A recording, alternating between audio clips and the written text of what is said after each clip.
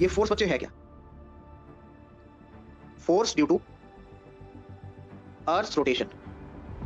मैं फिर कह रहा हूँ लेक्चर प्लीज छोड़ के जाना मत, बिकॉज बहुत सारे आपके कॉन्सेप्ट इसमें क्लियर होने वाले, और लेक्चर अगर आप छोड़ के गए तो एग्जामिनेशन के बाद पछताओ, क्योंकि ये सिंगल लेक्चर से मैं आपको 2 से 3 सवाल एग्जामिनेशन के बाद दिखाऊंगा। ठीक है सर, क्योंकि इसमें कई सारे आपके कॉन्सेप्ट क्लियर हो रहे हो। सर कोरियोलिस फोर्स क्या होती है? ऐसी फोर्स जो अर्थ के रोटेशन की वजह से लग रही।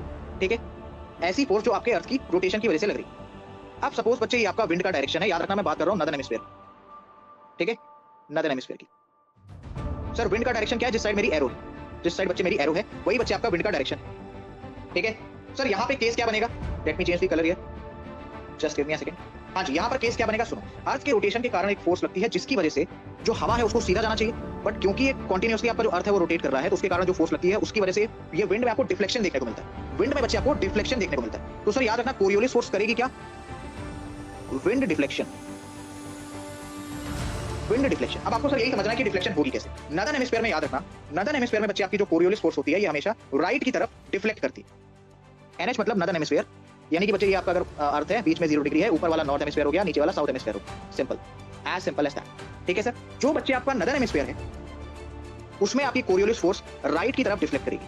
अब याद रखना राइट मतलब विंड का जो डायरेक्शन है उसमें राइट। ठीक है, यानी कि अगर मैं यहां पर कहूं तो आपकी जो कोरियोलिस फोर्स है, सपोज हवा आपकी ऐसे जा रही है लेकिन कोरियोलिस फोर्स के कारण वो सीधी नहीं जा पाएगी, थोड़ी सी तिरछी हो जाएगी, राइट की तरफ डिफ्लेक्ट करेगी। तो इस विंड में इसका प्रभाव सर कुछ इस तरीके से है, तो इस विंड का राइट क्या हो जाएगा सर? ये हो जाएगा, यानी हवा बच्चे आपकी इस तरीके से डिफ्लेक्ट करेगी, राइट। लेकिन सर इस केस में आपकी जो विंड है वो इस तरीके से चल रही है। अब जब विंड इस तरीके से, तो इसका राइट ये वाला थोड़ी ना हो, ये तो इसका लेफ्ट हो जाएगा। इसका राइट क्या होगा बच्चे? ये हो जाएगा, यानी कि ये वाली जो विंड है वो इस तरीके से डिफ्लेक्शन शो करेगी और ऐसे मूव करेगी ड्यू टू कोरियोलिस फोर्स।